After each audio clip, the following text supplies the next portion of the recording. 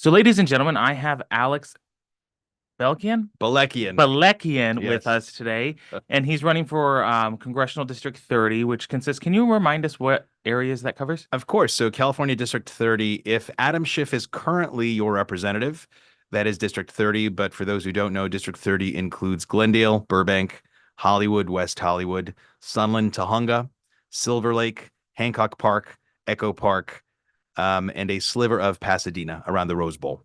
So it does. It's a big area from what I saw. It's seven and a half, or I'm sorry, 750,000 if you round Hmm. up, about a It's people, 500,000 people. So 500. 475,000 to be exact. But yes, almost 500,000 people.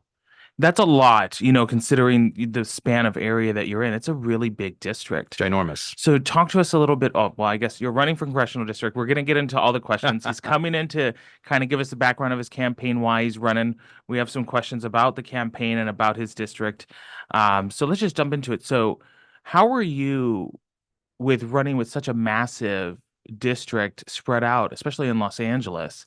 How's that been going? Well, I've gotten a lot of mileage on my shoes, I must say that. But yes, it is a very giant district. I mean, driving from one side to the other is easily going to take you about 45 minutes on average. So we've tried to divide and conquer. We have a network of volunteers, concerned business owners, people who simply want to put lawn signs on their lawns. You'd be surprised how the reach of lawn signs are when somebody says, "Oh, I was driving from my house to work and I passed by a lawn sign." Because thankfully, Balekian, as much as it is unpronounceable, it is also memorable. Which is good when you go to the ballot, Correct. when you Yes. go. So you're running. Is this your first campaign? This is my first campaign. It will, according to my husband, it will be our last, and I don't entirely disagree with him. I am a physician, born and raised in California. I am still a practicing physician. I am running this campaign while I run my medical practice.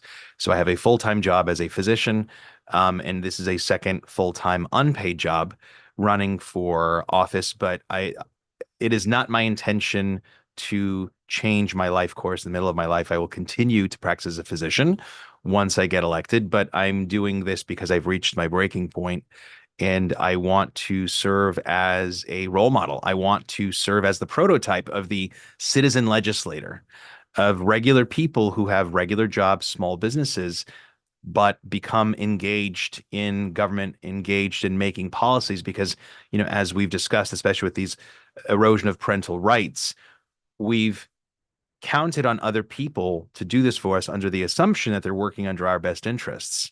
That is not the case. These are people who are completely detached from life. They don't hold down real jobs. They live off of our tax dollars, and they are making policies for this well-connected lobbyists, people, fringe vocal minority, whatever you want to call it, that are infringing on multiple different groups' rights.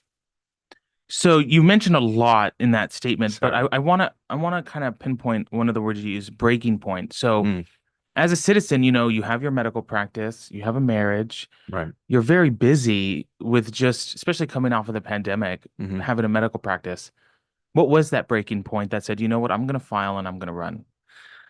It's essentially all of it. So I have always been politically aware. I'm not going to say that I was politically engaged. It's not like I would go, for example, doing advocacy up in Sacramento like you and some of the other parents have, for example. But I've always been engaged. I've known who my senators, my representatives were. I know who the propositions, for example, that are going to be up. I read up on them. So I'm definitely politically aware. I'm born and raised in California. And I've seen over the last 10 or 12 years how there has been this exodus of people, native Californians who've gone to Texas, to Florida, simply because life in California has been untenable. Our golden state has been turned to rusted brown. And it's not until I started having doubts. When I say doubts, I always thought that I would live in California. I'm born here, I'm raised here, I'm going to die here. That was my thought. And then when I started having thoughts about, oh, wow, for example, I spent the pandemic in Texas working several months during COVID. And I thought, oh, God, it's not so bad here. I could imagine myself living here. And so those kinds of thoughts creeping in. And then when somebody like Dianne Feinstein, who's been there 30 years, elected officials shouldn't be dying in office. Monarchs die in office, right? Because that's their job. So then when she died, and then there was this, melee of people trying to get her spot, and then that opened up, my spot. I said, you know what? These people, these career politicians, they're just in it for themselves. They're in it to further themselves. This seat opened up. Adam Schiff's seat opened up because he's leaving it. I said, when there's no incumbent, it's anybody's match. I said, let's do this. So just to confirm for my audience, are you running as a Republican or a Democrat? So I am a lifelong Republican. I am a proud Duke-Majan Republican. And so I was born in 1979. I'm Armenian, born and raised in Glendale. 1982, George Duke-Majan became governor of California. And for the Armenians who came here during the late 70s from the tumult of the Middle East, you could not be Armenian in California in the 80s and not be a Republican simply because your uncle, right? Right. George Duke-Majan was running the state. But even still, forget identity politics. His ideas, law and order, stay out of my bank account, stay out of my family life. That is what he stood for. And that is the Republican Party that I grew up with. It was fiscal responsibility and otherwise socially, don't get involved in other people's business, right? Gay marriage, abortion, stay out of it, right? You don't want people talking about what you're doing in the privacy of your own home. You stay out of it. Just be a respectful neighbor. So that is what it was for me growing up. That's what the Republican Party means to me. Since 2000, since the Bush-Cheney years, I have been a disenfranchised Republican because my party started invading other countries for their resources. My party started running up the debt with their wars, and my party of fiscal responsibility was no more. It was simply the warmonger party that made money for the well-connected Dick Cheneys and Halliburtons and energy lobbyists, also for the weapons lobbies. So that is why I've been disenfranchised. But I want to bring the Republican Party back to me. I didn't change. My Republican Party changed. And some people know this, some people don't. For the first 2 months of my campaign, I was a no party preference because I was a disenfranchised Republican, but no name, no party, no support. After 2 months, I said, okay, we have to do something. So I said, I've never been a Democrat. I'm not going to lie and say, oh, I've been for tax and spend and bigger government is the answer. No. So I said, okay, I'm unhappy with my Republican Party, but I'm going to play the game. I'm going to win, and I'm going to reform this corrupt two-party system from the inside. It's interesting because I just started working with campaigns and working with the Republican Party, our committees, our central committee and those types of things to Yeah. kind of see how our party functions. With this being your first campaign, can you talk to me a little bit about your experience with the Republican Party as like a central committee, as a system, as a machine compared to like the Democrats? Um, so it's interesting, right? I didn't, so you said central committee. So these central committees, which I had no clue existed, you probably had no clue Right. existed, right? So for the listeners, at least this is in California. I don't know how they divide it in other states, but California has, I believe, 80 assembly districts.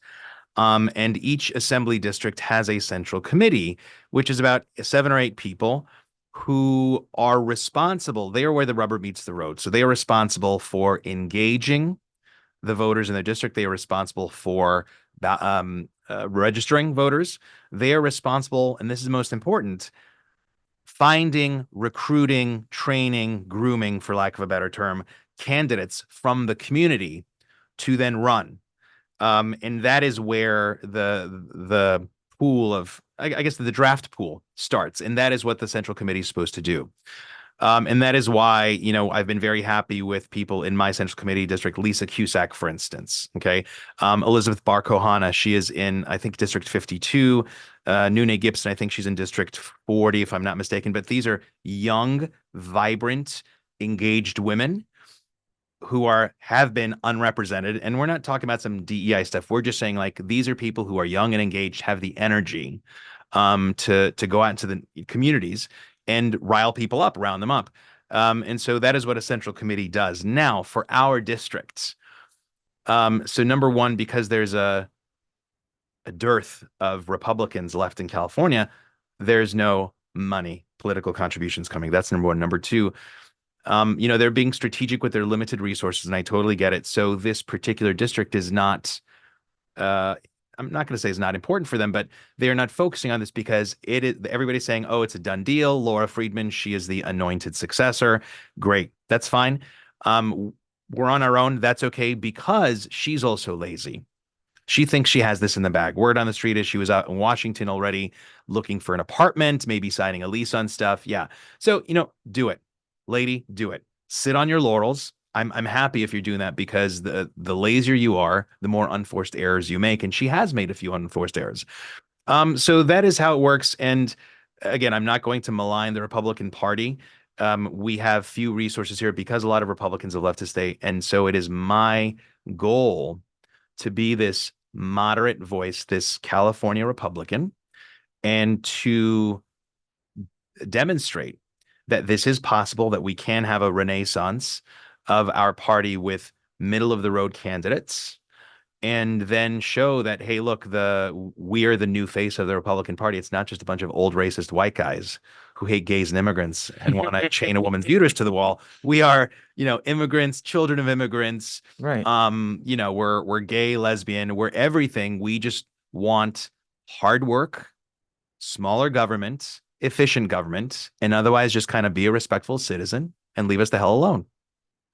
I agree. That big part of leave us alone. What I really love about being a Republican is, like you said, be a good neighbor. What you have going on in your house is what you want in your house. Just don't infringe on my home. Correct. And for me, that was such a big point because that's what America is all about. We have so much a diverse population that the only way we can all coincide is if we have that foundation of respect for everyone else's home. Mm-hmm. And which, if done correctly, I think could be such a beautiful thing.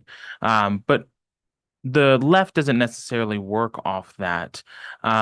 You had mentioned, Laura, your opponent that you're running up against. I reached out to her and asked her to join us here today to have this discussion. This is an individual who prides herself on LGBTQIA plus rights, embracing our community, and here you have two members of the LGBT community that want to have a discussion with you and you're not here. Right. Not even worth a response. Mm-hmm. So, what is your initial reaction to that? That is par for the course of Laura Friedman. So, from a practical standpoint, put yourself in her shoes. She's the front runner. This election is hers to lose. So, she doesn't want to do anything to jeopardize that. Also, from a policy standpoint, all of her policies. So, what are important problems for people here in California? Front and center is the economy, right? Inflation, high cost of goods, high cost of living. We pay all these taxes through the nose, that we still have high crime and high homelessness. And finally, there's also, what they call parental rights, but obviously it's you running your ship at home, right? The government should not be co-parenting. And so her big issue, her number 1, 2, and 3 issues are climate, climate, climate. Saying, oh, yes, we should increase the gas tax. We want people to get out of their cars. We want people to ride their bicycles to work, as if we are all fortunate enough to have our home and our workplace be separated by a leisurely 15-minute bicycle ride. Right. And then, wants us to take public transit, where right now public transit is a glorified mobile homeless shelter where you have a better than average chance of getting fatally stabbed. So those are, from a practical standpoint, why she cannot have these discussions, because it's hers to lose this election, and also she has no policy points. She will get annihilated. From a personal standpoint, I've heard that when people, lobbyists, for example, go and talk to her, she gets very hot under the collar very quickly. And there's actually, we're going to put this up. One of my first interviews was a group of high schoolers, 16-year-olds, from a charter school in Larchmont, and they had me on, and I talked to them, and they had her on, and there was something that one of the students asked, and then she just snapped, and she's like, you really have to read up on things, and he gave this side eye to the camera, which they perfectly caught, and so it's like, lady, these are 16-year-old high school kids, and you're getting hot and bothered by their questioning. What are you going to do? Supposedly representing us in Congress, where people are going to have frank discussions. Are you going to get this hot and bothered by adults in Congress when this 16-year-old, knocked you on your back foot? It's interesting because the way that our politics are going here in California, you have to have some sort of you have to have a lot of composure and Yes. control over your emotions.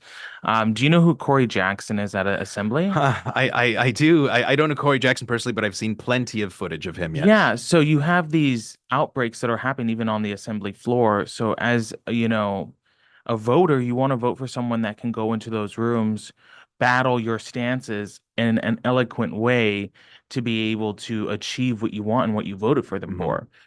And if you can't handle a room full of 16-year-olds, what are you going to do when other governments are in your face Right. that don't have anything owed to you and you still have to walk out of there with your head held high? That's what's really interesting to me about her stance of wanting to be more closed off Hmm. than open to come into this discussion. And Corey Jackson, one of the things that stuck with me was I think it was the bill where it took away local control of local school boards, and then the state can step in. And I believe he sponsored that law. And somebody asked him about a detail, and then he kind of fumbled a bit, and he says, "Oh, I don't know the detail because I didn't write the law." Essentially, either one of his staffers or a lobbyist wrote the law, said, "Here, put your name on this and introduce it." And this is what is terribly wrong with our government is the people that we elect to represent us, supposedly represent us, are not the ones who are actually in charge of writing those laws, getting them through. Half the time, they don't even know what's in those laws. And it's these well-connected lobbyists or their staffers who've been there for 20 years, 25 years, are not elected, are not beholden to us. When somebody talks about quote unquote the deep state, yeah, you can say they're a tinfoil hat wearing individual, but what do you call this 20-year staffer who's written the law for Corey Jackson? Corey Jackson has no clue what's in it, and he's explicitly said that. What do you call those people, those entrenched people? I'll be honest with you. So working with politicians from, state, federal, and even like local school board levels, I'm very open to getting feedback from the community, getting help from the community to be able to pass laws and to Hmm. be able to write laws because while you might be an expert in medical, we might have someone that's an expert in energy Right. that wants to step up to the plate and say, "Hey, let me be an assist." Hmm. But when you start proposing laws where you blatantly don't know what's in it, that's where you start having issues because these laws that you propose, you're backing, in a sense, 100% putting your name on there. So knowing exactly what's in it and what it does is vital for when you go to these meetings. So for me, I think people get worried that, a little bit of help is bad, but I think it's also pretty good. Hmm. Um, so talk to me a little bit about your district. So you have, it looks like, and you can correct me if I'm wrong, we're going to talk about immigration a little bit here. Um, you have about almost 40% of people non-citizens in your district. Is it, I do that particular number, I don't know. I can tell you what the registered voter number is, which is 475,000 people. It's majority white, and I'm going to kind of put that in quotes. 15% of the district is Armenian, so Hmm. very heavily immigrant. We have another, I believe, 13 or 17% Latino.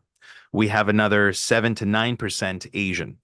And so, Glendale, for example, lots of Armenians, Koreans.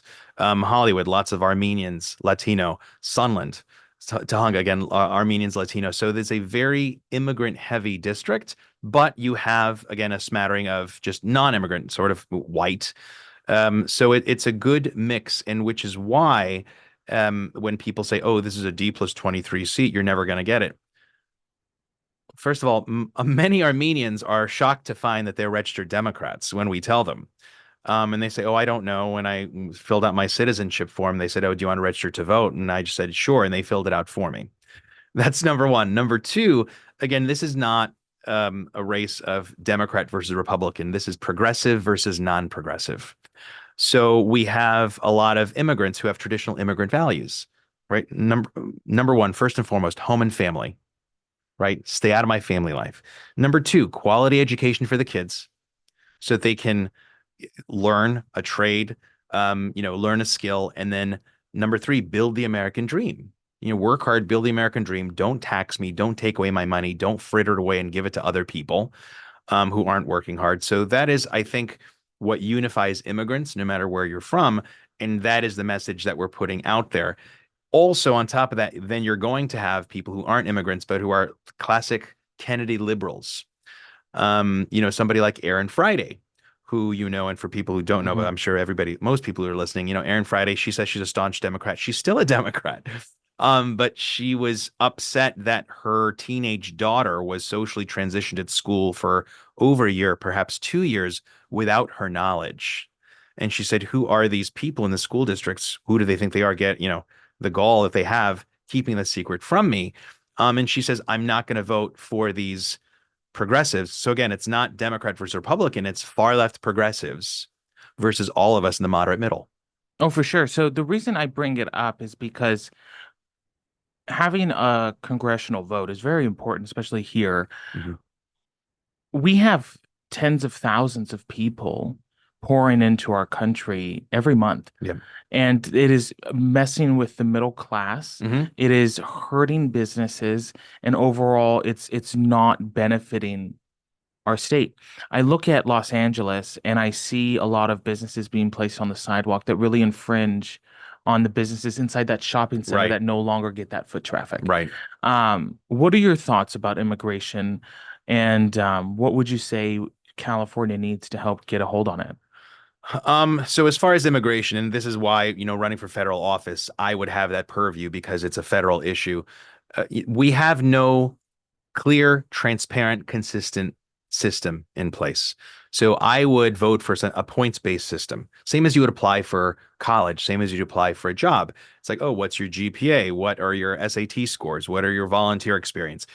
So I think if we get this transparent points-based system, that everybody knows, okay, so we want to recruit younger people. We want to recruit people with job skills that we need. For example, all this electric that we're going, there's actually an electrician shortage in California based on all the electrical projects that we want to do. You are an electrician from Guatemala. Excellent. We need electricians because we have a shortage.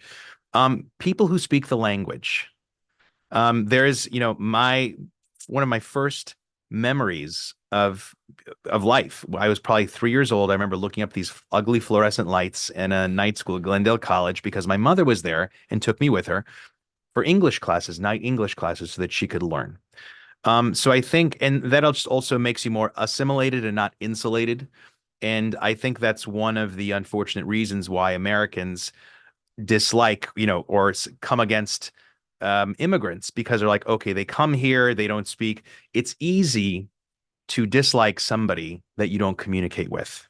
It's easy to dislike the others. But if immigrants actually learn and they interdigitate, it's hard for you to dislike your neighbor who you talk to on a daily basis. So from an immigration standpoint, I think we need a points-based system that allows us to recruit skilled, industrious immigrants who are going to embrace our Constitution and who are going to assimilate fully into American life like my parents did.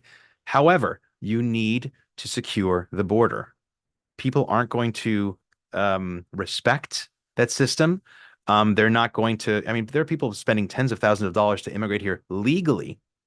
And then you have people who just, and I'm not saying like from Central America, there are people coming from Central Asia, Uzbekistan, Tajikistan, people coming from China, that are just coming in, asylum, and they're just let in. So there's disrespect for that system.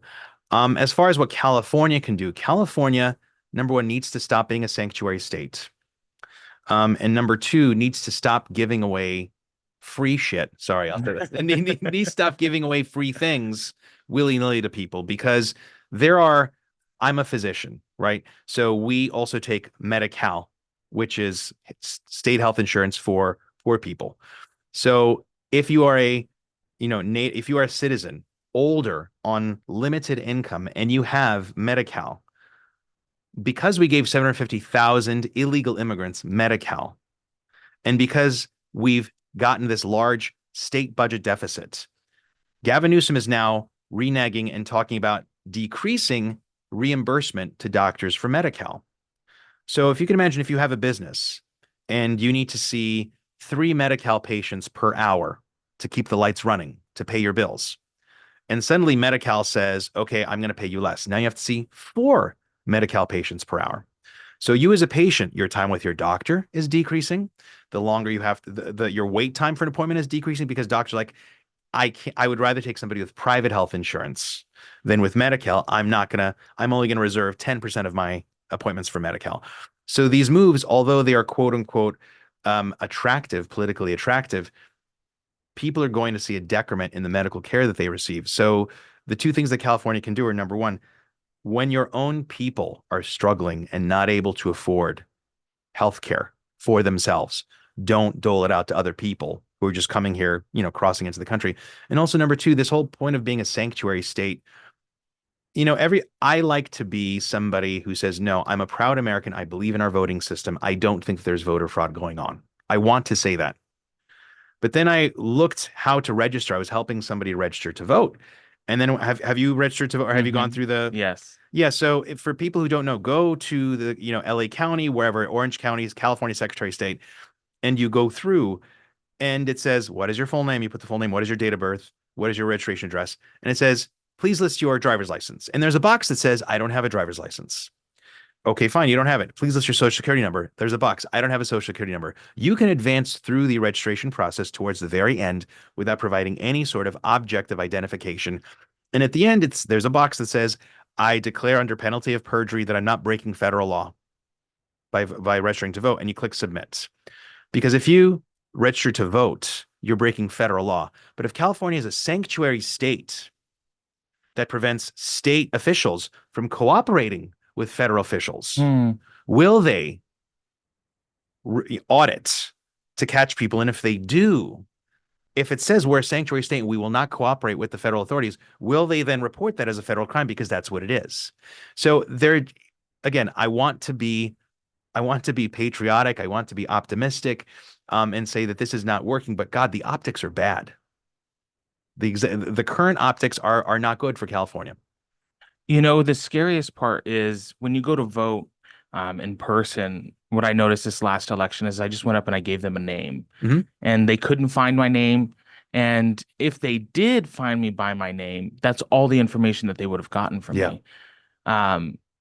But because they couldn't find me, I voted in a different voting area than right by my house. Then they asked me for my address or the last four, I think it was, of my social to kind of help narrow it down. But in essence, it should be as easy as you give them a name and you get a ballot. And to me, that's the most important piece of paper in our country because it dictates how it's going to go for the next, years or however long. Right. And so I agree. I do think when it comes down to especially immigration and our voting system, there is a lot of flaws. I think there's a lot of other things that keep these elections from running a free and fair election, especially with super PACs and those types of things, that can really deter it. Looking at the breakdown here, it looks like you got over 25,000 votes, but Laura got, just over 45,000 votes. So, I know you had mentioned, she's kind of calling this already in the bag. She's acting as if she's already won. Like you said, it's her race to lose. How are you in your campaign working on filling that gap? So this is where, and I encourage people who are watching and listening, we just need to spread the word. So how are we spreading the word? I am not fabricating anything about Laura Friedman. I'm simply propagating the bad policies that Laura Friedman has supported and continues to support. So, for example, we talked to parents, AB 1955. Okay, she voted for that. She voted to make it legal for teachers to keep secrets from parents. If you have, so Prop 5 in November. Prop 5 is going to make it easier to raise everyone's property taxes, which will increase rent, which will increase cost of goods at your favorite stores. Prop 5 will make it easier to raise property taxes to fund homeless housing. Haven't we wasted enough on homeless housing? Laura Friedman wrote that bill. She co-authored that bill. Yes. Wow. So what do people hate? They hate giving taxes to the government. They think we're already taxed too high. And we're just going to tell people, Laura wrote the bill to raise your taxes. Do you have any bicycle lanes here nearby where the lanes of traffic or parking spaces have been taken away to put in bicycle lanes?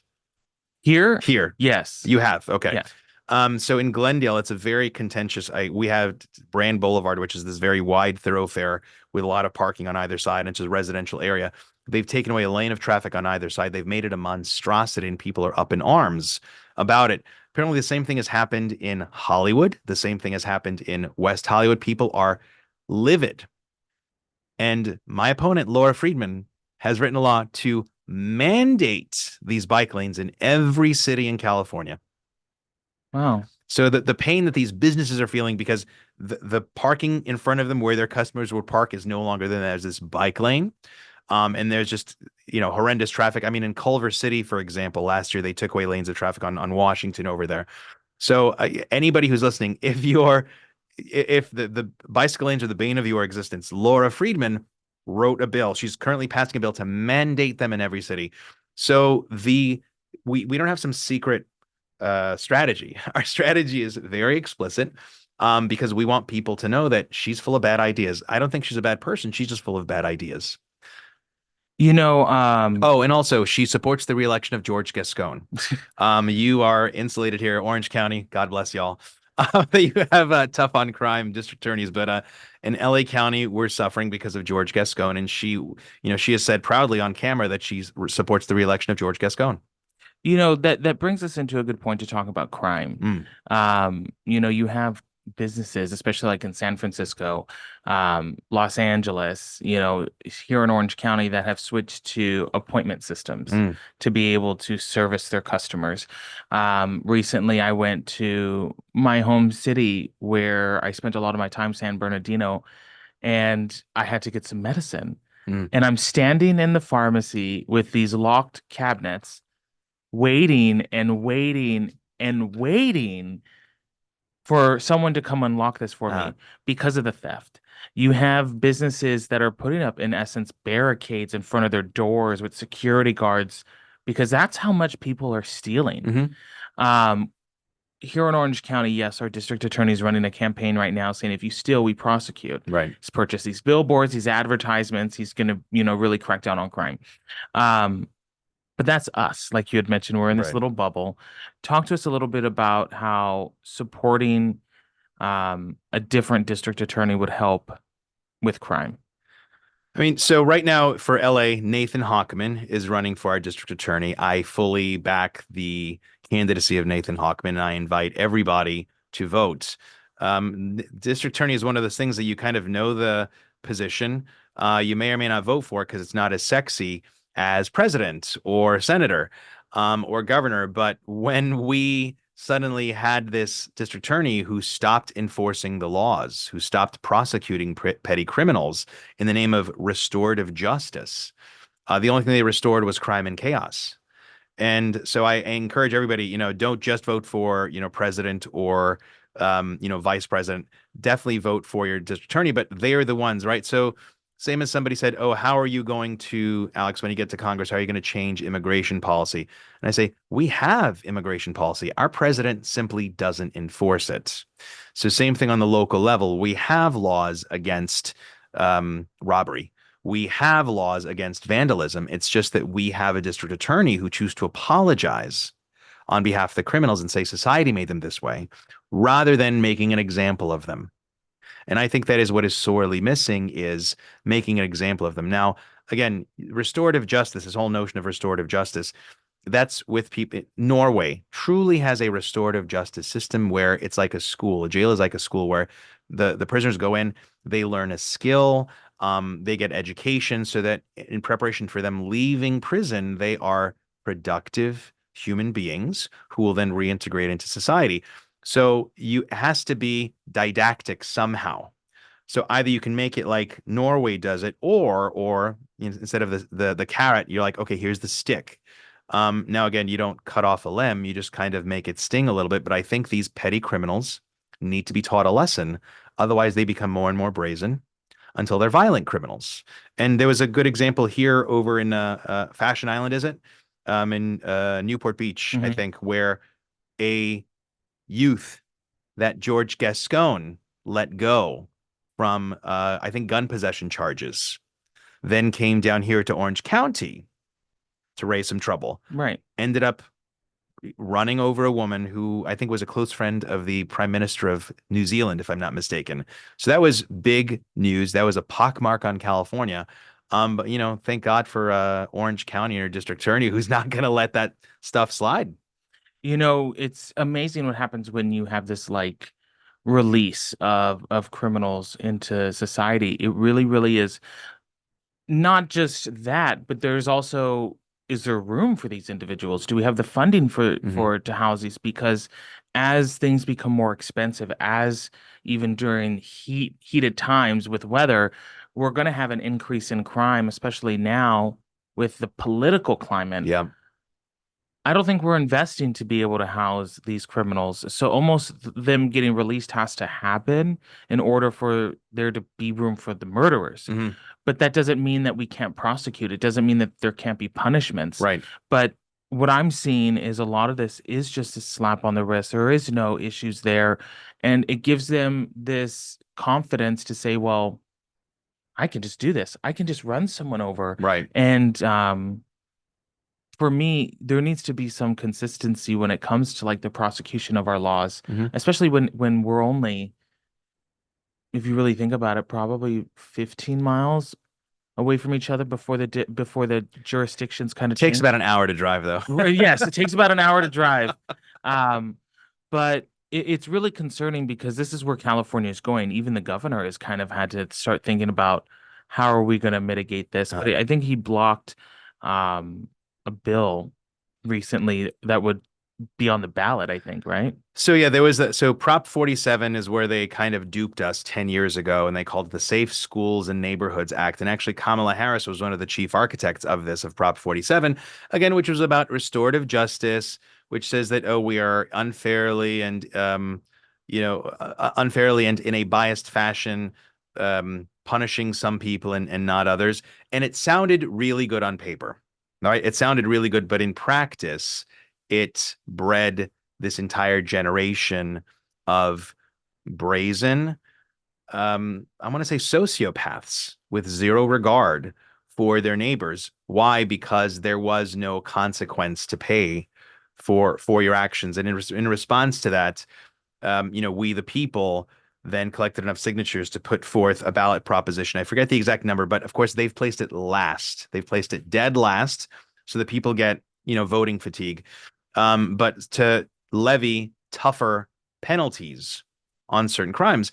And then the progressive said, "Oh no, no, we the people who are, deciding this, you guys are being too harsh." So they then had their competing law, which said, "Okay, fine, you guys want worse punishment, that's fine, but we're just going to make it like a slap on the wrist," right? So again, my opponent, Laura Friedman, voted for that. But they saw what kind of a backlash there was against that. They're saying, don't tell us that what we want is too harsh because what you forced on us or what you duped us into isn't working. Progressive isn't working, and that's why we want to take things back. When you think about progressivism, whatever, or progressiveness, you really think about what has been eroded through all of this. And a lot of it brings me back to my own community and what is really transpiring with my own people. And for my platform, we spend a lot of time talking about reforming the LGBT community Mhm. and just making sure that overall we are self-accountable for the things that transpire. We talked about AB 1955 lightly here, um, and you have mentioned parental rights. Should our communities, both heterosexual, wherever, be concerned about where parental rights are going here? Absolutely. So I will talk to this from a couple of different points. First, I'll talk about it as a gay man. I am in opposition. I disagree with the LGB being lumped with the TQ. First of all, queer is a pejorative, right? There's no visceral response, but queer is, I was called a California queer when I moved to Texas for my residency, and not in a good way. But LGB, right? So I'm a man. I know I'm a man. I have no qualms about being a man. And there's a man and a woman. That's it. I'm not under any illusion that I can switch from being a man to a woman or vice versa. Okay. So, but sexual preference is, again, it's a private matter. And what I tell people is, um, sexual preference is how an individual sees others, right? You have no qualms about yourself. It's just that whom do you like? So it's your view of others. The transgender is how you view yourself, right? So this is not in the privacy of your own home. Whether if even if everybody disappeared, you are still unhappy with yourself. And why? Because gender dysphoria, that is a diagnosable psychiatric condition. Okay. So yes, they said that homosexuality was a psychiatric condition, but it's not because there was something genuinely wrong, because the people disagreed. The hallmark of a psychiatric condition is that you see it in interactions with others, right? So in the privacy of your own home, if you outside wear a wedding ring and you say, "Oh, my wife this, my wife that," "Oh yeah, my wife, she's at home," and you don't have a wife, that's your secret life because you are a gay man. That's fine. That is not pathology. Gender dysphoria, where you say, "I am unhappy with my own body. I want to leave my own body." The most extreme of that is committing suicide, right? So that is a medical condition that should not be hidden from parents. So that's why I say also as a physician, this whole notion of AB 1955, if your child has any gender questioning, that is by definition a psychiatric condition that is associated with a high risk of suicide. You do not keep a life-threatening condition from the parents. Who do you think you are? Especially because, as we know, there are other laws, emancipation of 12-year-olds who can put themselves in state guardianship. Yes. I mean, come on, when we were growing up, if you were a runaway, your face would go on a milk carton. Your parents would be You go sick. home. Right, Yeah. right. Your parents, your face would be on a milk carton. When a cop finds you, they say, "Okay, I'm going to take you home to your parents." They're like, "Oh my gosh, where have you been?" Now, cops find you, and if you don't give them permission to send you home, you say, "No, no, my parents make me do homework. When I want to play video games, I want to be a ward of the state." There you have it, and you're a ward of the state. I so this So I simple, right? I don't know where we lost the plot. And people ask me, "Hey, Alex, when you go to Congress or when you get elected, what laws are you going to write?" I tell them there's so many unnecessary, burdensome laws. I just want to repeal a lot of these unnecessary laws and just bring sanity back and um, bring control over our own lives back to us, away from the government. When you think of our community and what is really transpiring between the home and the parent, a lot of people have this notion that these children will be in danger if they get disclosed to their parents. Hmm. And I looked up a Gallup poll that talked about how we went from like 20% acceptance in the Hmm. last 50 years to 70% now. Yeah. So especially here in California, how progressive we are. I look at how many kids have committed suicide in Florida since Hmm. this has been implemented. We know the media, if there was Right. one child that killed themselves because we told the parents in Florida, they would have a frenzy with it. Hmm. And I haven't been able to find any. When we have school districts here in California passing the parental notification policy, we did here in my district. Um, what is your initial thoughts of informing a parent? Um, I feel our state is prosecuting parents before we even give them a true opportunity to raise their kid. Hmm. What would you say? So this law, AB 1955, again, the legislature has unfairly lumped sexual orientation with gender identity. Sexual orientation, you have a kid who's attracted to somebody of the same gender. Okay.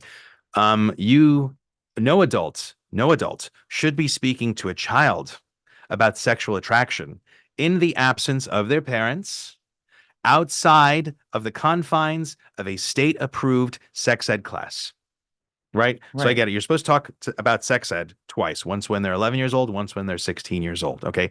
But an adult talking to a minor who is not their child about sexual attraction, about sex in the absence of their parents, keeping it secret from their parents, there's a word for that. Starts with G. Okay. We'll get throttled if we say it. But so sexual orientation, that's one thing. Gender dysphoria, gender questioning. "Oh, I think I'm non-binary. I want to use different pronouns." That is a psychiatric condition, right? So first of all, don't lump the two together.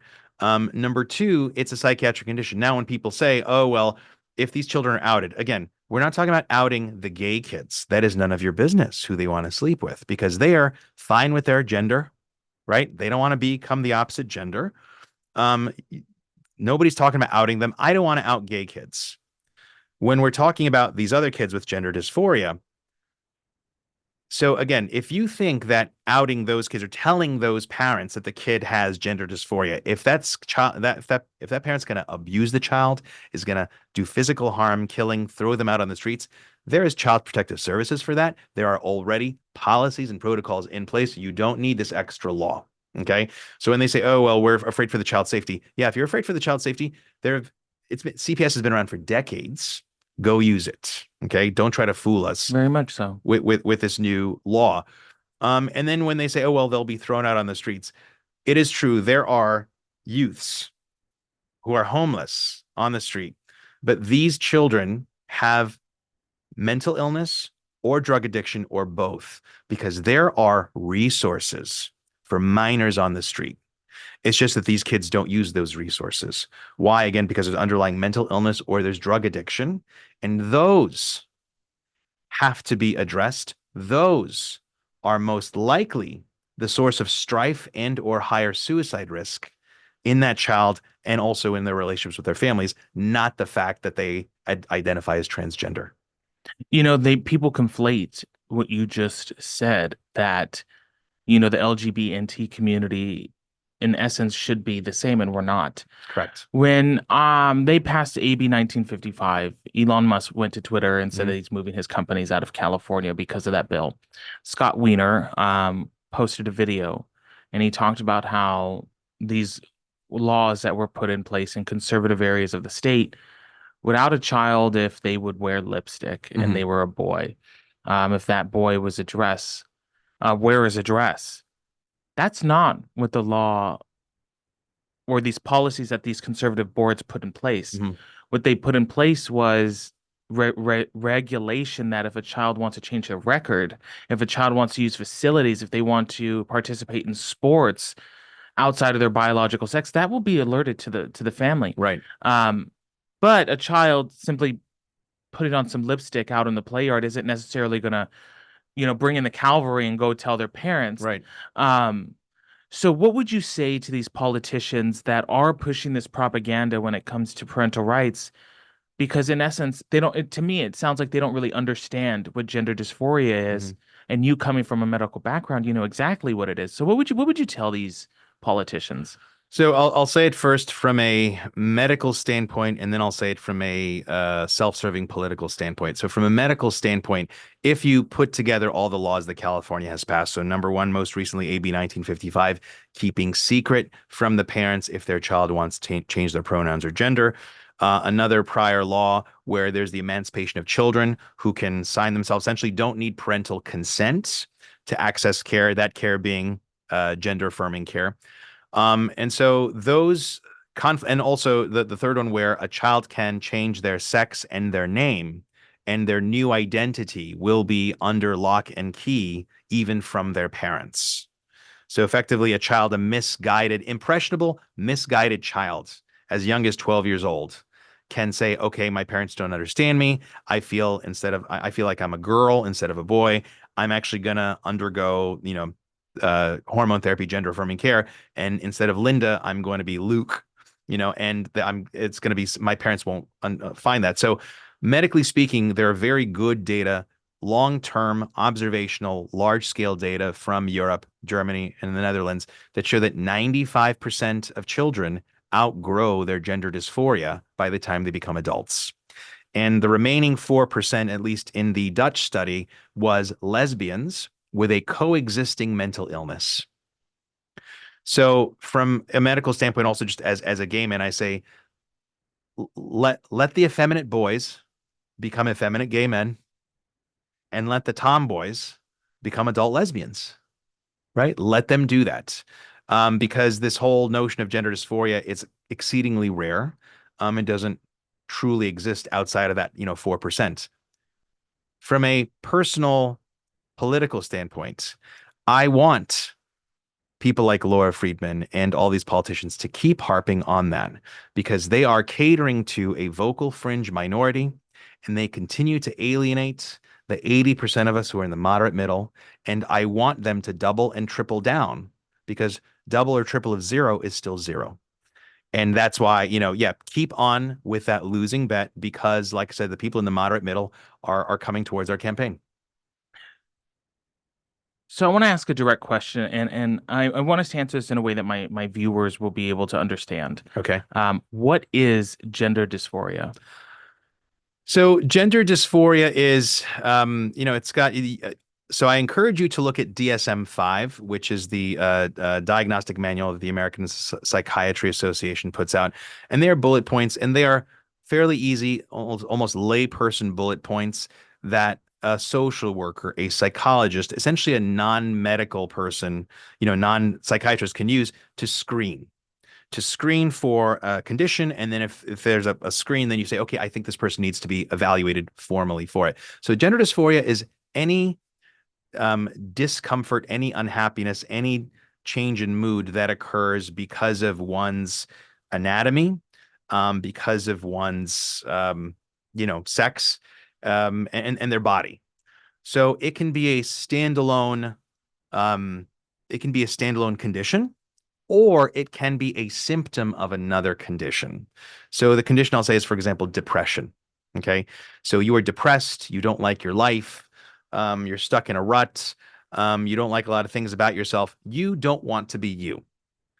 The most extreme the most extreme symptom of that is killing yourself, right? You want to be so different from you that you just say, okay, I don't even want to live anymore. So, but if you want to be you, so sometimes this is why people say, oh, and they'll find something like, for example, I'm going to join. Oh, I'll join the Democratic Socialists of America because they get me, Hmm. right?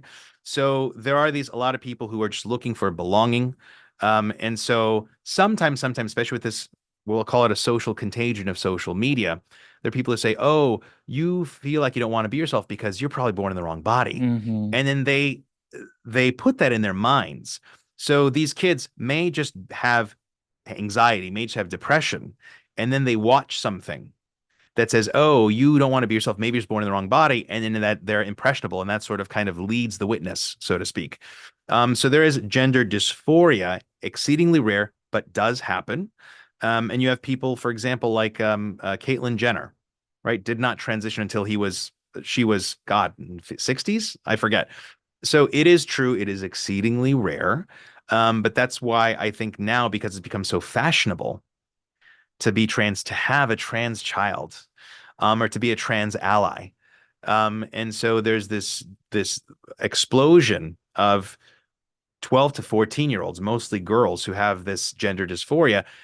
They don't truly have true isolated gender dysphoria. It's just that their symptoms of depression are manifesting themselves as, oh, I'm so unhappy with myself. Maybe I was just born in the wrong body. I want to get your reaction to something that I found from Laura Friedman, right? Okay, yeah, Laura Friedman. Friedman. What are your thoughts about this picture here? I have to put my glasses on. Oh, no, no worries. Support trans youth. Yeah. Yes. I mean, again, I don't know Laura Friedman personally. She actually lives one street across from me, so Oh, it's kind of awkward. you'll But see each other at the local block party. yes. So yeah, she lives one street over from me. I don't know her as a person. Okay, so I'm not going to say anything about her. I haven't said anything about her. I don't know her as a person. I've never said more than two words to her. So I don't know if she truly believes in supporting trans youth, so to speak, or because she wants to climb the political ladder in her own party, that this is the pledge of allegiance that she must take. I suspect that it's the latter. It'd be nice if she was here so we could ask her, It, right? it would be. It would be nice if she was here. I mean, we have some people, for example, in our local city council who have pledged allegiance to the entirety of the progressive um, campaign. But I don't think in their heart of hearts, when they're behind closed doors at home, that they truly believe that. It's just that they're on this quest for more power, and getting higher office. And I think that is why they pledge that pledge. You know, it's interesting that you bring that up because she also had a float in one of the pride parades that I Uh, was able to see on her Facebook I group. see. And it's shocking to me because it makes me laugh just because we're both part of the community Mhm. and she had an open invitation to come here and she's not here. Right. So it makes me laugh because it brings a little bit of justification of what you said, that you pledge this allegiance to this movement, and that's not really what our elected officials should be doing. Mhm. I really enjoy an elected official that will publicly cross an aisle on an issue. And you saw that with like the committee interrogating Oh, it's, the Secret Secret Service. Service. Yes. It, regardless of what transpired and how unhappy we were with it, it was very refreshing to watch Democrats and Republicans really work together. Uh-huh. Um, Even though they were taking little jabs back and forth, but for the most part, they're there on a collective issue working together, and that's what we were supposed to do, Right. even if we disagree. And that's why I did invite her because not coming, in my opinion, is a bigger statement than actually coming. And so to me, I tell the people that are going to go to the ballot and choose between you two is, are you going to choose someone that is willing to come to the mic and defend their stances, defend their issues, and answer the difficult questions? Or are you going to vote for people that will hide in the Hmm. basement? And so that's really what I'm getting with this. I'm not a constituent. I'm not voting for either one of you, but I have a following Hmm. that will vote for one of you. And I appreciate the reach that you have, and thank you. Yeah. And I see this. I now that I see it says support trans youth. Um, she's not. I support trans youth. She's not supporting trans youth. She enables trans youth. And the way that I support trans youth is, again, in addition to being a physician, I'm also a researcher. So I specialize in health services research, and I have put out clinical practice guidelines on things like lung cancer and on blood clots. And the way you put out clinical practice guidelines are you ask a question in children with gender dysphoria. Is gender affirming care with puberty blockers and surgery better than family based counseling when looking at suicide or quality of life? You come up with a specific question like that, where you say, okay, in this population, when I'm looking at suicide risk, when I'm looking at quality of life, and I have two separate treatment paths. One of them is non reversible gender affirming care, and the other one is just talking it out with the parents involved. So in my line of research and my line of work, you have that question that you can say, okay, I'm going to scour the scientific literature and see what kinds of data we have for or against either of those two treatments. When you look through, there are zero data. Zero. There are zero high quality studies examining gender dysphoria and gender affirming care in children.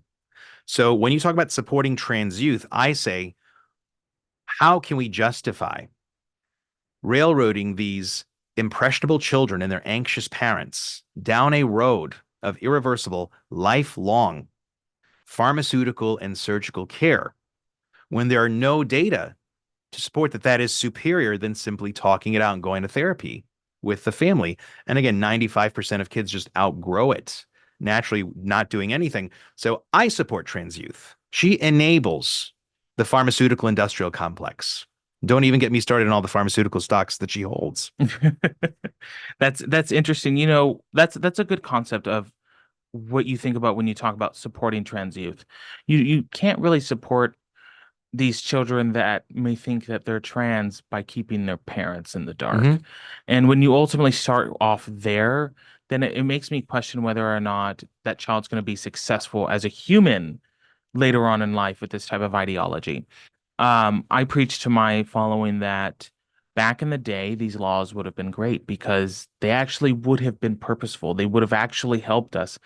But now, flash forward 50 years, you have a generation that's dealing with a closet trauma that I like to describe, Hmm. where now they're inflicting and projecting what happened to us on what they think is happening today, and it's not. Right. Back in the day, we were in fearful of our lives. We were being, beaten. We were being attacked. But 50 years later, we can stand in a different spot in Los Angeles every day in high heels and a skirt as men, and no one's gonna say anything. No one's gonna do anything. We can go to restaurants and be with our husbands. We can go on a Hmm. platform with thousands of people and say that we're gay or we're married to a man. But people have this misconception that that's not reality, that our sacrifices as the generations have passed to pave the way for what is happening today.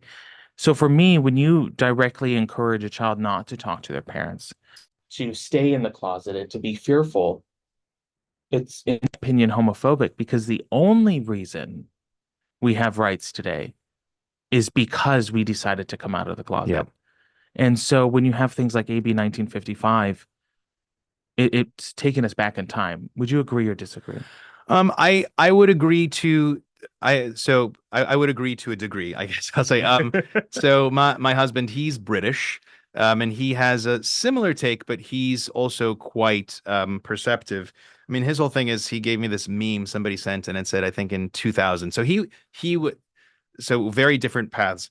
My husband, obviously, gay, came out, I think, when he was, gosh, I'm gonna say 13 or 15, and then got bullied at school, and so that he had a very different experience. I came out, I mean, to my parents. No, my dad was dead. To my mother when I was 38. She didn't talk to me for 4 years. Okay. And I came out to her the day before my husband was going to move in.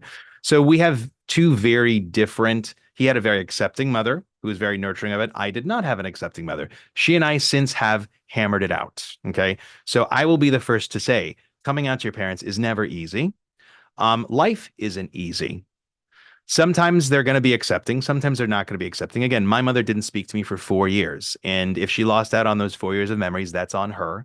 But now, especially with this campaign, we're very, on it. Cause the first thing I said was, I said, Mom, I said, people are going to talk about this. Are you comfortable, right, with everybody knowing? And then, she says, sure. But from that standpoint, and I agree. I mean, you have, somebody like Mario Presence, for example, who goes out in his high heels. Um, but then he is a very respectful individual. He's firm. When I say firm, he stands up for himself, right? If somebody's going to I give know him crap, Mario. yes. Yeah. So he stands up for himself. And again, you have the right to free speech. You can call somebody a California queer if you want to, and that somebody can say, okay, can call you something back. That is your protected free speech. That is your opinion. If you don't like me, no, we're not all supposed to like each other, right? And so I think Mario is great because he's there, but he doesn't get in people's faces if people don't get into his face, for example, right? And if people are triggered by him wearing high heels, he'll respond to it. But does he insist on going to the women's bathroom, into women's personal spaces? No. Does he insist on having people call him a different pronoun, or say, "Oh my God, you misgendered me"? No. So that is, I think, why people have. I will say I've noticed a decrement in acceptance of gays because of this trans hysteria that has transpired. Because we've been lumped with the trans and queer, and who've been this vocal fringe minority who have demanded everything, and when they get what they want, they demand more. And so I've noticed people being less tolerant of me and my husband, and so I have to tell them, like, I don't want to jump down your throat. I don't want you to, you're not misgendering me. But yes, I believe in being seen, but I also believe in being firm and respectful at the same time. You know, my pinned tweet on my Twitter talks about my recent trip to the San Francisco Pride Mhm. and kind of interviewing people Oh there. goodness, that must have Yeah, been a spectacle. it was very, very disturbing. Yeah. And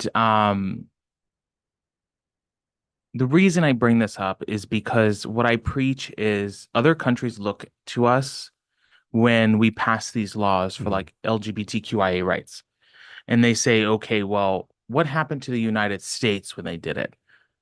I found fully naked people in the parades and walking around the streets there in front of children. I saw drugs Mhm. being passed out, done, and sold all around in front of the police. Right. And literally people drinking and just going wild here. And so I started saying that the LGBT community will be the reason why no other country gets Uh-huh. LGBT rights. Because if I was another country and I was like, well, if we allow gay marriage, what is the trajectory of that? And people can say, well, look, they passed it in 2011 Mhm. and now they're fighting for their parental rights in 2024. Yeah. I wouldn't pass it. Right. And that's to protect the parents and the children. So the trajectory of our community, in my opinion, is going down. What is your biggest issue with our community? Um, our community being the gay community. I think that the gay community has been hijacked by people with a political agenda. And that political agenda is trans and queer. Now, again, I don't tend to be a conspiracy theorist. Listen, I'm Armenian. We're skeptical. It's all get out. We love conspiracy theories. But, somebody said, is this propagated by pharma? Because once they get a trans child, and that's a, business for life, same as the cigarette company said, if we get a kid to smoke, then that's a smoker for, 40, 50 years for life. I don't know, but what I do know is I've been declared the wrong kind of gay. Why? Because I didn't. Congratulations. Thank you. Right. I've been called a far right extremist. I've been called anti-LGBTQ by Laura Friedman. I'm not a homophobe, neither is my husband. Okay.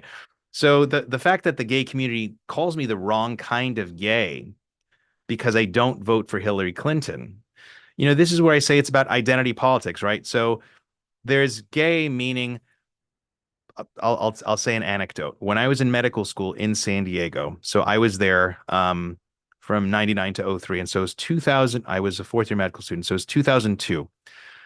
I was in the ICU and we had a man dying of AIDS and we had his partner there. But because they didn't have a legally recognized marriage, it was the man's parents from it was either Idaho or Iowa that we had to speak to over the phone, essentially, to get, give updates and also medical questions. Should we do this? Should we do that? How aggressive should we be? And the partner was listening to these phone calls as we're having them on the speakerphone. And you could hear this man's father, the patient, his father's, I'm going to say, disappointment at his son. And it was just so emotionally traumatizing for everybody that this dying man's life partner couldn't make his medical decisions. And this was, 20, almost 25 years ago, couldn't make medical decisions legally on his behalf. We had to ask his parents who, by all accounts were estranged, especially the father. So from that standpoint, lobbying for gay rights, saying that I want my husband to make my medical decisions for me because he is my person, he's the closest person. Why shouldn't I have that right? Property rights. When I'm a physician. When I die, I want, the house. Now it's obviously under both our names, but I want it to go to him. I want him to inherit it, right? So those kinds of things, that is what I didn't fight for them. Like people older than me fought for. And unfortunately, I think that train has gone off the rails. Because now it's just I blossomed into something that I no longer recognize. And like I said, it's counterproductive. I think it's eroding public support for gay people to live their lives as others do, which is in a stable relationship, in a home.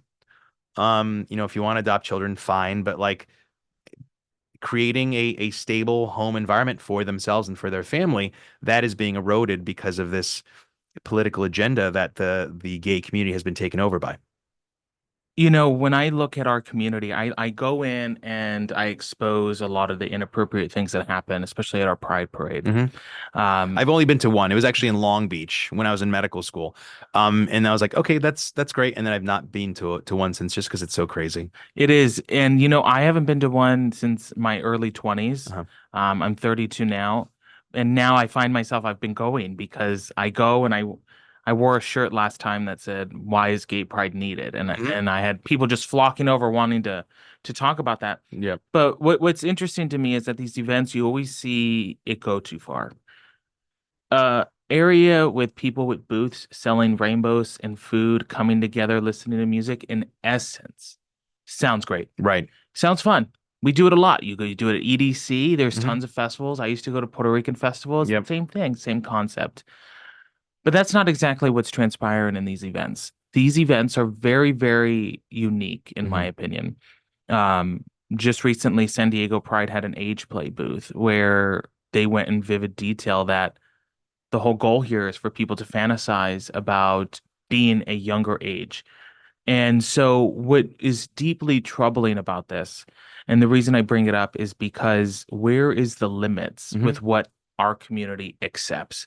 When you think of the fetish is that flock to our community, what do these have to do with being LGB? Right. And that's to me is where a lot of our acceptance is starting to decline because if we're just a free for all for Mhm. whatever, people want to do, love is love, or you like what you like, who's in charge of the barometer with that? Right. And say that's just a little too much. And that's a big concern for me. I mean, the way that I look at it is you have places like New Orleans, Bourbon Street. You have places like Las Vegas, the Strip. Those places are bacchanalias. Those are where people go to shed their inhibitions and do things, right? What happens in Vegas stays in Vegas. It's marketed that way. It serves a specific need. And I feel like these gay pride parades has that same aura about it, but now it's about gay people. And so this aura is rubs off on me, rubs off on you. And I don't want to do that, right? So I don't want to have to answer for some of the things that are going on. And when you say how far is it going to go with the barometer, I hope to be that reasonable, rational gay man who's just like everybody else, right? Who says, okay, hang on a minute. This gay does not define me. It's part of me, but what defines me is I'm Armenian. I'm the son of immigrants. I'm a physician. I'm an Angelino, right? Like those kinds of things. And I don't think it's being fear mongering or hyperbolistic when you say, oh, at some point they're going to normalize and legalize pedophilia. I don't want it to happen where that one thing happens and people just kind of shrug it off and be like, why not? No, no, not in my name, not in anybody's name. So if that means sounding the alarm now, let's do it. But there's actually people that are now saying, oh, pedophilia is what's going to be normalized quite soon. And the first step towards this was allowing gays to marry. Now, I don't agree with Mhm. that logic. I can see how somebody would have how arrived to that logic, right? But when somebody said pedophilia is going to be normalized, and the first step to having that happen was allowing the gays to marry. And I was like, okay, this is where I mean, like, it's now becoming counterproductive for us. And if we don't speak up about it, then we're going to lose the popular opinion, the popular vote. So I want to be that person who says things have gone too far. If a group of you want to do it, you're not doing it in my name. And I'm going to make a stand. And I don't think this is, publicly decent and neighborly respectful.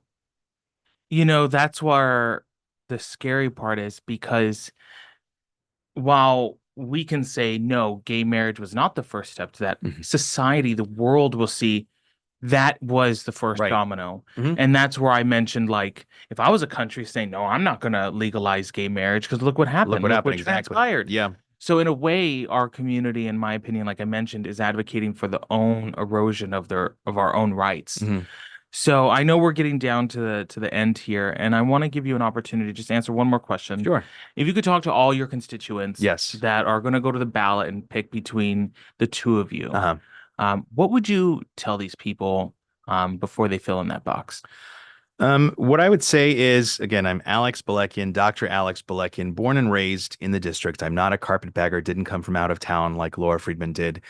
I I have a small business. I don't get my salary paid by tax dollars. I am a reasonable middle of the road individual who believes in law and order, stay out of my bank account, stay out of my family life. I believe that a government should focus on the health, wealth, and security of its own citizens before worrying about other people's problems. I believe that our government has plenty of our tax dollars. We shouldn't give it more, and instead they should spend our tax dollars more efficiently. I believe in cutting spending, paying down our national debt, same as we do at home. We would all be better off if we ran this country like we run our own homes.